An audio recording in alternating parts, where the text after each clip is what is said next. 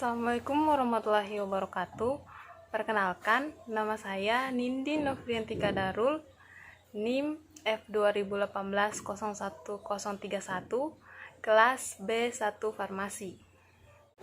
Saya merupakan salah satu mahasiswa program studi S1 Farmasi di Stikes Mandala Waluya Kendari. Adapun materi yang akan saya jelaskan yaitu mengenai perbedaan antara bakteri, fungi, dan virus, serta mengenai COVID-19. Oke, mari kita melangkah ke materi yang pertama, yaitu mengenai perbedaan bakteri, fungi, dan virus. Sebelum kita membahas mengenai perbedaan antara bakteri, fungi, dan virus, sebaiknya kita ketahui terlebih dahulu mengenai definisi ketiganya. Jadi, bakteri adalah kelompok organisme yang tidak memiliki membran inti sel. Organisme ini termaksud dalam domain prokariota yang memiliki ukuran yang sangat kecil, serta memiliki peranan yang sangat besar di dalam kehidupan. Selanjutnya, fungi. Fungi adalah nama regnum dari sekelompok besar makhluk hidup eukariotik heterotrof yang mencerna makanannya di luar tubuh dan menyerap molekul nutrisi ke dalam sel-selnya. Masyarakat pada umumnya menyebut sebagian besar anggota dari fungi ini sebagai jamur, kapang, khamir, atau ragi. Selanjutnya, virus. Virus adalah mikroorganisme patogen yang menginfeksi sel makhluk hidup. Tahukah kamu bahwa virus hanya dapat bereplikasi di dalam sel makhluk hidup? Karena virus tidak memiliki perlengkapan seluler untuk bereproduksi sendiri. Setelah kita mengetahui definisi dari ketiganya, selanjutnya kita akan membahas mengenai perbedaan dari ketiganya, yaitu dapat dilihat dari struktur selnya, caranya mendapatkan makanan, alat gerak, serta kingdomnya. Jika dilihat dari struktur sel, bakteri memiliki struktur sel prokariotik, di mana memiliki struktur sel yang lebih sederhana serta tidak memiliki membran inti sel.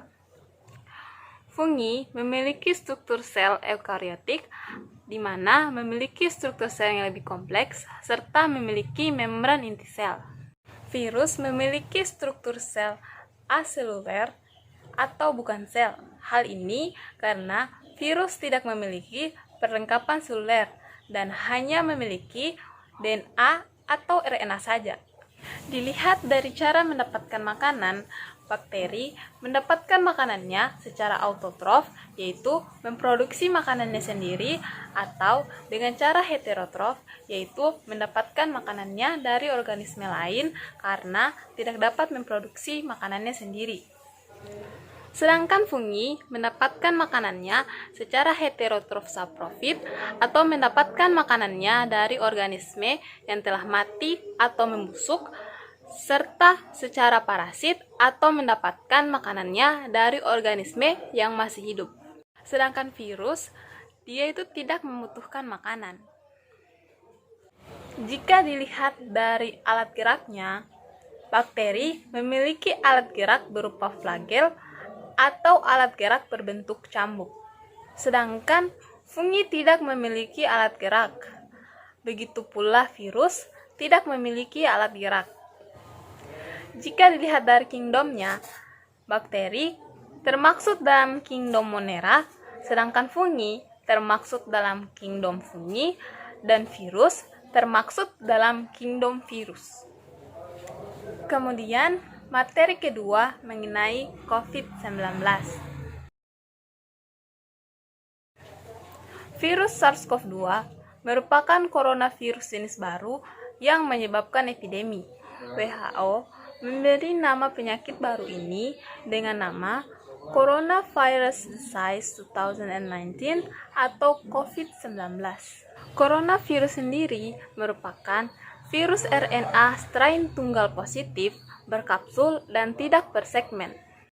Coronavirus tergolong dalam ordo Nidovirales Selanjutnya, tipe-tipe dari coronavirus. COVID-19 ini tidak memiliki tipe sel karena COVID-19 ini bersifat aseluler atau bukan sel.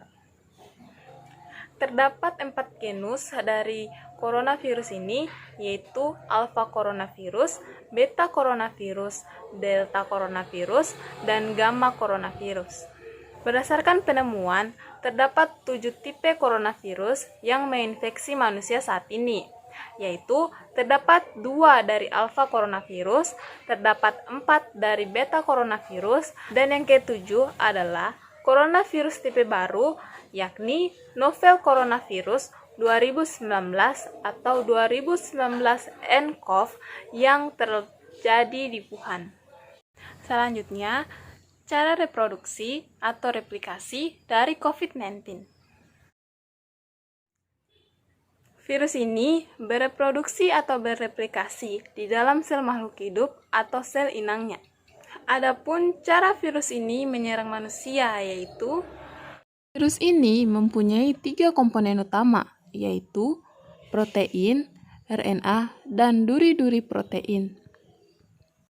Saat virus menyebar melalui tetesan air liur seperti batuk atau bersin, virus akan masuk ke jalur pernapasan di bagian belakang tenggorokan.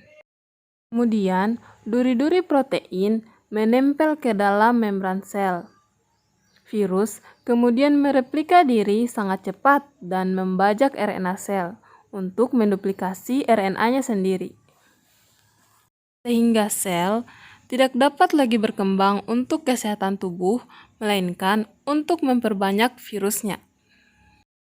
Di waktu bersamaan, interferon memicu aliran protein untuk melawan virus dan berusaha meredakan penyebarannya. Namun, sel ini tidak selalu tepat sasaran. Jika sistem imun tidak dapat menghentikan virus bereplikasi, maka interferon justru beresiko merusak sel secara keseluruhan. Ketika virus dapat melawan sistem imunitas di sistem pernapasan atas, proses ini akan merusak jaringan paru-paru dan membuat jaringan membengkak. Akibatnya, paru-paru kesulitan memasuk oksigen, sehingga karbon dioksida di dalam tubuh juga sulit dikeluarkan. Pembengkakan pada jaringan paru dan kurangnya oksigen di dalam darah, hal ini membuat jaringan terisi cairan, nanah, dan sel mati. Pada fase ini, pasien akan mengidap pneumonia atau radang paru-paru. Selanjutnya, mengenai cara penyebaran. Jadi, COVID-19 ini menyebar lewat percikan, bersin atau batuk orang yang telah positif, baik secara langsung ataupun dengan menyentuh benda yang telah terkena percikannya dan tidak mencuci tangan setelahnya. Selanjutnya, cara pencegahan dan penanganan dari COVID-19. Ada beberapa hal yang dapat dilakukan untuk mencegah penyebaran dari COVID-19 ini, yaitu dengan menghindari pusat keramaian, rajin mencuci tangan hingga bersih, menggunakan sabun dan air ataupun juga dapat dengan menggunakan hand sanitizer. Menerapkan etika batuk atau bersin. Jika batuk atau bersin, tutup hidung dan mulut dengan siku atau dengan menggunakan tisu, lalu buang tisu setelah digunakan. Selalu gunakan masker saat keluar rumah seperti masker kain.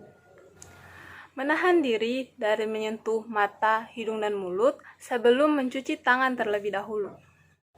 Dan jangan lupa membersihkan benda-benda yang sering disentuh menggunakan disinfektan. Oke, sekian dari saya. Lebih dan kurangnya mohon dimaafkan. Saya akhiri dengan ucapan wassalamualaikum warahmatullahi wabarakatuh.